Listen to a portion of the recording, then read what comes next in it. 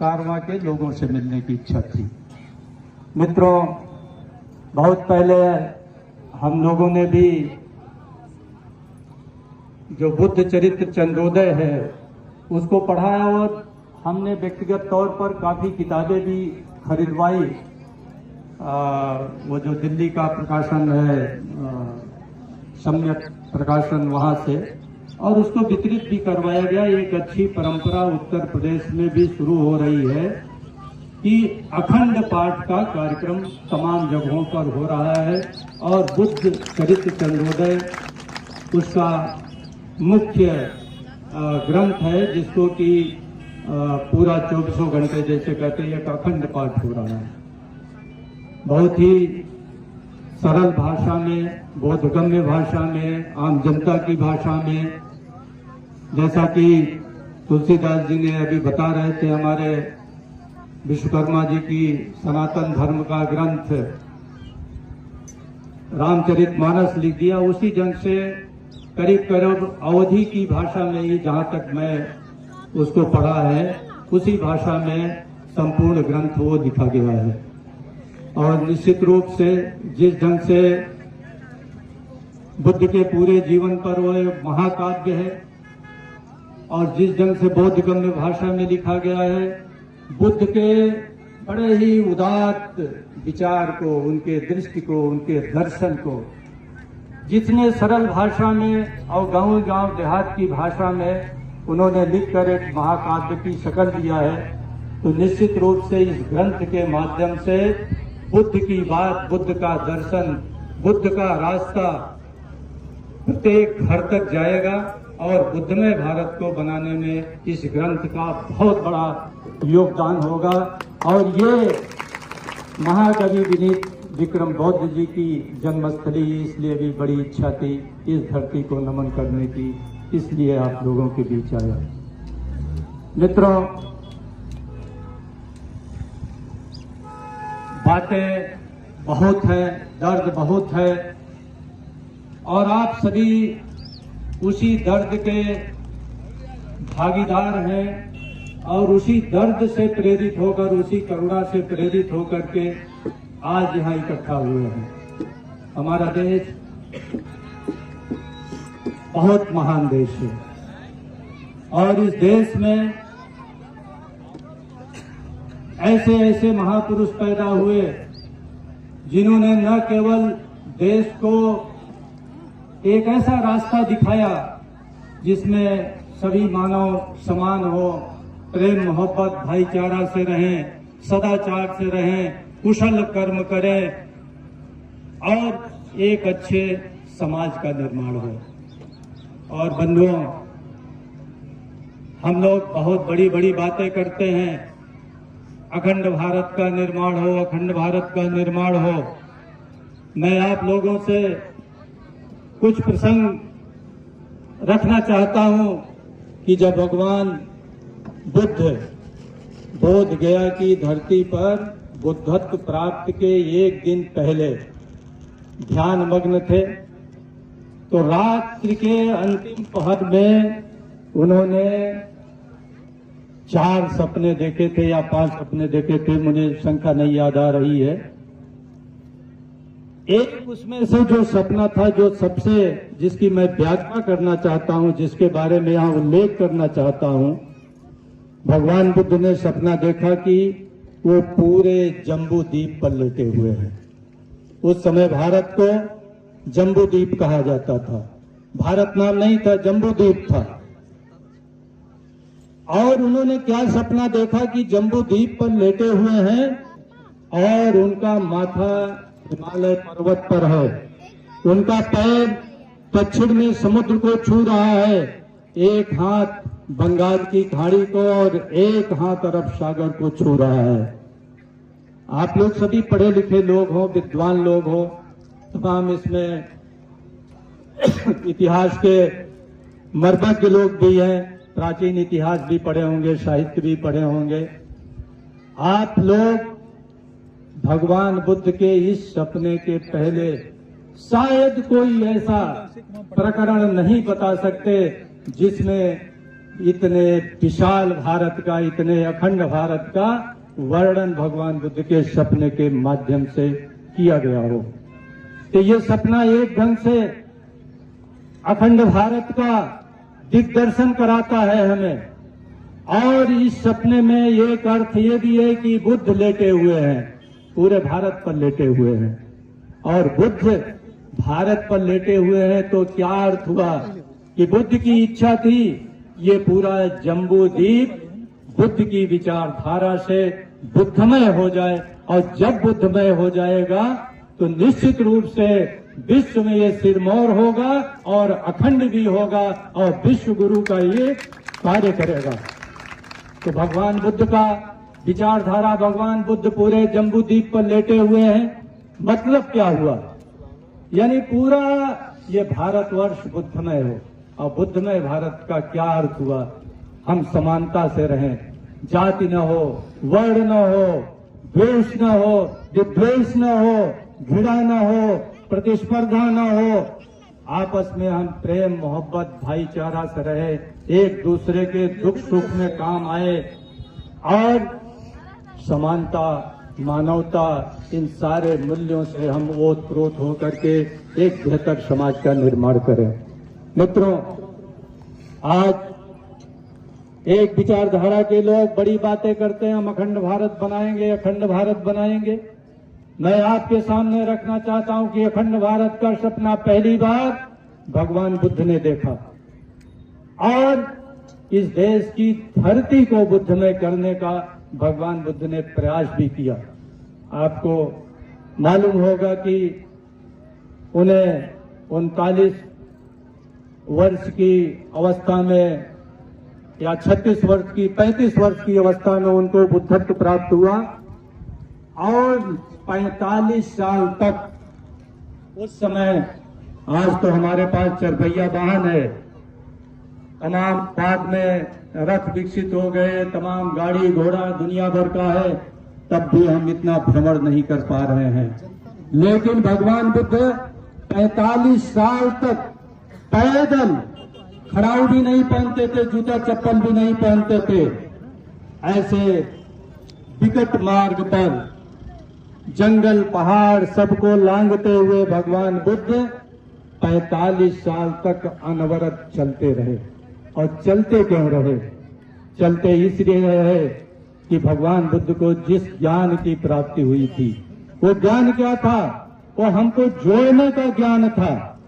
हमें भाईचारा, प्रेम मोहब्बत, करुणा, दया, कुशल कर्म को सिखाने का वो ज्ञान था। और वो ज्ञान था कि आप सारे अकुशल कर्मों से, अकुशल चिंतन से, अकुशल सोच से मुक्त हो जाएं, वो ज्ञान था। और इस देश में कुछ लोग ऐसे ज्ञान को मंत्र मानते हैं। मंत्र माने छुपा कर रखो, कोई जान न पाए। लेकिन भगवान बुद्ध ने कहा कि नहीं, ये ज्ञान मंत्र नहीं होता, ज्ञान वही ज्ञान होता है जो बांट दिया जाए। और उन्होंने पूरे 45 साल तक इस देश को अपना ज्ञान बांटते रहे और एक समता में, करुणा में, मानवता से ओतप्रोत समाज के निर्माण का कार्य करते रहे। और यही कारण है कि भगवान बुद्ध के विचारधारा के बाद इस देश में हजारों नौजवान, हजारों बुजुर्ग, हजारों हमारे विद्वान लोग, दार्शनिक लोग इस विचारधारा में आगे बढ़े और समतामय भारत बना। और जब समतामय भारत बना, पढ़ाई लिखाई वाला भारत बना, तो अखंड भारत बना। और अगर चंद्रगुप्त इस देश को अखंड बना पाए तो कहीं न कहीं भगवान बुद्ध की ओर समतावादी विचारधारा उनके पीछे थी। अन्यथा अगर समाज वैचारिक रूप से तैयार न होता तो हम अखंड भारत का निर्माण भी न कर पाते। मित्रों, कभी भी कोई देश मजबूत तभी होता है जब सारे निवासी पढ़े लिखे हों, सारे लोग शिक्षित हों, सारे लोगों के पास सत्ता हो, शिक्षा हो, समृद्धि हो और सब प्रेम मोहब्बत भाईचारा से रहे। ये बुद्ध का मार्ग ही सिखा पाया। इसलिए हम अगर इस देश को फिर से वही गौरव देना चाहते हैं, फिर से अखंड भारत बनाना चाहते हैं, तो हमें भारत बनाना पड़ेगा, क्योंकि समता में समाज ही अखंड समाज होता है। और जो विचारधारा अखंड समाज नहीं बना सकता, वो विचारधारा कभी भी अखंड राष्ट्र और देश नहीं बना सकता। राष्ट्र और देश टुकड़े टुकड़े की विचारधारा से नहीं बनता। राष्ट्र और देश वर्णवादी विचारधारा से नहीं बन सकता। राष्ट्र और देश ऊंच नीच तमाम जो विभाजनकारी विचारधारा है उससे नहीं बन सकता। और इसीलिए इस देश में जब जब ये बुद्धमय भारत रहा, ये अखंड भारत रहा, मजबूत भारत रहा, और जब बुद्ध की विचारधारा गायब हो गई, ये देश टुकड़ों में बट गया और देश गुलाम हो गया। मित्रों, एक मैं बात और कहना चाहता हूं, जल्दी अपनी बात समाप्त करूंगा। इस देश में भगवान बुद्ध के उदय के बाद से, भगवान बुद्ध के पैदा होने के बाद से और हर्षवर्धन तक, और उधर बंगाल में 12वीं शताब्दी के मध्यकाल तक जबकि पाल वंश था, अगर सिर्फ 100 साल का कार्यकाल निकाल दीजिए पुष्यमित्र शुंग का, हमारे तमाम पढ़े लिखे विद्वान लोग हैं, मैं भगवान बुद्ध के 6ठी शताब्दी ईसा से लेकर के और 12वीं शताब्दी तक यानी 1800 साल में सिर्फ 100 साल निकाल दीजिए पुष्यमित्र शुंग का। मैं आप लोगों से प्रश्न करना चाहता हूं कि हम लोग अपने को हीन भावनाग्रस्त करते हैं कि सदियों से प्रताड़ित रहे, सदियों से उत्पीड़ित रहे, वर्णवादी व्यवस्था बहुत मजबूत रही। मैं आपसे प्रश्न करना चाहता हूं कि क्या इन 1800 सालों में 100 साल छोड़कर एक भी ब्राह्मण या क्षत्रिय वर्ण का कोई राजा हुआ क्या? नहीं हुआ इस देश में, नहीं हुआ इस देश में। लेकिन हमारे सामने एक गलत इतिहास परोसा जाता है, हमारे मनोबल को तोड़ा जाता है। इस देश में मौर्य सम्राटों ने बुद्धमय भारत बनाया। इसके पहले भगवान बुद्ध के बाद आप कल्पना कर सकते हैं उनके जीवन काल में ही 4 उत्तर भारत के सबसे महत्वपूर्ण राजा थे। महत्वपूर्ण क्या, सबसे प्रतापी राजा थे। मगध में बिंबिसार, कौशल में यानी प्रसेनजीत, और आपके यहाँ उज्जैन में महाराज उदयन, महाराज प्रद्योत, और महाराज उदयन इलाहाबाद में, कौशाम्बी में, प्रयागराज में। ये चारों राजा भगवान बुद्ध के चेले थे, चेले, और उनके जीवन काल में चेले थे।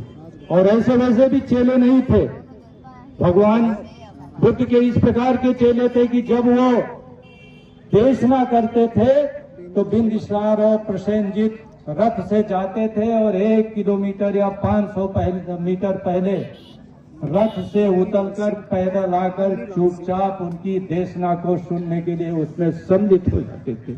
ऐसे चेले थे। इसके बाद मौर्यों का युग आया, इसके बाद कनिष्क आया, वो भी बौद्ध धर्मानुयायी था। इसके बाद तमाम यूनानी राजा आए, मिलिंदर आए, वो भी बौद्ध धर्मानुयायी थे। इसके बाद गुप्त काल आया। गुप्तों के बारे में आज वर्ण ढूंढा जाता है। आखिर जब प्राचीन भारत में वर्ण की आवश्यकता ही नहीं थी राजा बनने के लिए, तो आप वर्ण क्यों ढूंढ रहे हैं? और आज तक गुप्त किस वर्ण के थे, आज तक इतिहासकार उसका वर्ण नहीं ढूंढ पाए।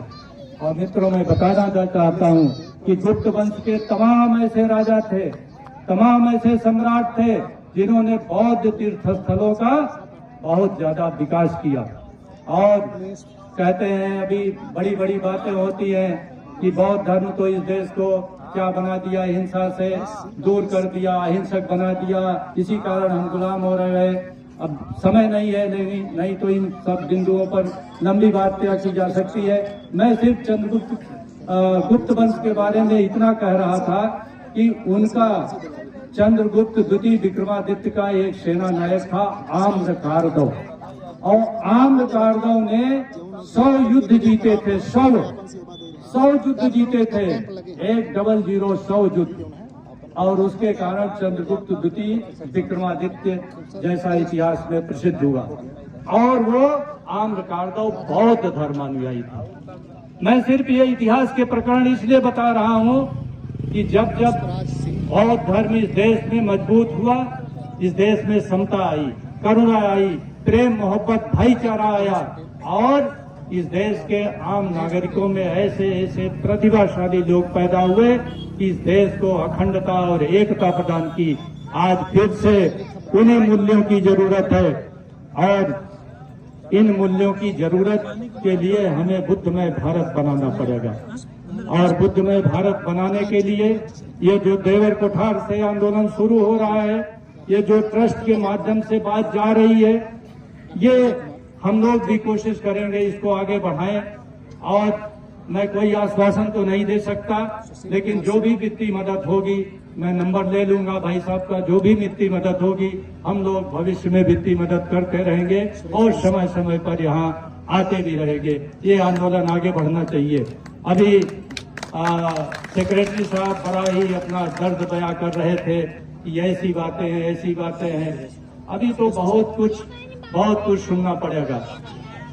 षड्यंत्र करके तो इतने बड़े धर्म को, इतने बड़े विशाल आंदोलन को इस देश से गायब कर दिया गया।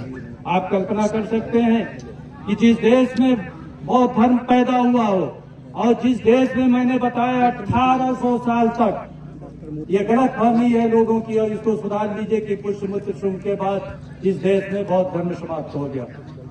1800 सालों तक इस देश में भगवान बुद्ध का धर्म रहा। और आपको पता होना चाहिए कि पाल वंश जो 12वीं शताब्दी के मध्य तक रहा, उसने इस भारत देश को ही नहीं, इस विश्व को 3 महान विश्वविद्यालय दिए, नालंदा, विक्रमशिला और ओदंतपुरी। अगर ये वर्ण व्यवस्था इतनी मजबूत होती, ये समाज इतने मजबूत होते, तो मैं पूछना चाहता हूं कि हर्षवर्धन के बाद एक भी ब्राह्मण क्षत्रिय पुष्यमित्र शुंग को छोड़कर क्या इस देश का सम्राट हुआ क्या? राजा महाराजा हुआ क्या? ये एक मिथ है, ये एक झूठी कहानी है। और हम लोगों को, बच्चों को स्वाभिमानी होना सिखाना पड़ेगा। हम लोगों को, बच्चों को बिंबिसार, प्रसेनजीत, चंद्रगुप्त, सम्राट अशोक, हर्षवर्धन जैसे तमाम व्यक्तित्व की उनको चर्चा करनी पड़ेगी, उनको बात बतानी पड़ेगी। हम महान संस्कृत के, महान देश के निर्माता लोग हैं, हम अखंड भारत के निर्माता लोग हैं और फिर से अखंड भारत का निर्माण करेंगे, बुद्धमय भारत का निर्माण करेंगे। इसी के साथ आप लोगों ने मेरी बातें ध्यानपूर्वक सुनी और मैं पुनः कहता हूं, इस देव कोठार की धरती के, इस मिशन के, इस ट्रस्ट के डेवलपमेंट के लिए मुझसे जो बन सकेगा मैं करूंगा। इसी के साथ मैं अपनी बात समाप्त करता हूं। जय भारत, नमो बुद्धाय।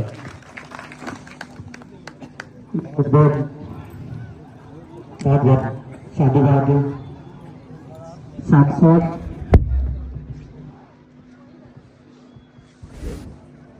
महात्मा बुद्ध ने कहा था कि ना वंश परंपरा से, ना अच्छी शक्ल होने से